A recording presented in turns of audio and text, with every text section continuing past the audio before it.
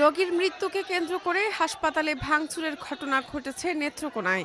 চিকিৎসকদের অবহেলায় তার মৃত্যু হয়েছে, এ অভিযোগ তুলে রোগীর স্বজন ও স্থানীয় লোকজন নেত্রকোনা ২৫০ শয্যা বিশিষ্ট জেলা হাসপাতালের জরুরি বিভাগে ভাঙচুর চালান। ১২ জুলাই রাত 10:45টার দিকে এ ঘটনা ঘটে। এ সময় জরুরি বিভাগ ও ডায়রিয়া ওয়ার্ডের জানালার কাচ এবং একটি দরজা ক্ষতিগ্রস্ত হয়। পরে পুলিশ ও স্থানীয় ব্যক্তিদের হস্তক্ষেপে পরিস্থিতি নিয়ন্ত্রণে আসে। এদিকে হাসপাতাল কর্তৃপক্ষ চিকিৎসায় অবহেলার অভিযোগ অস্বীকার করেছে। নিহত সজীব মিয়া নেত্রকোনা পৌর শহরের আমগাছতলা এলাকার শুকুর আলীর ছেলে। নিহতের স্বজনদের অভিযোগ, গ্যাসের ব্যথা ও বমি নিয়ে রোববার সন্ধ্যায় সজীবকে জেলা হাসপাতালের জরুরি বিভাগে নেওয়া হয়।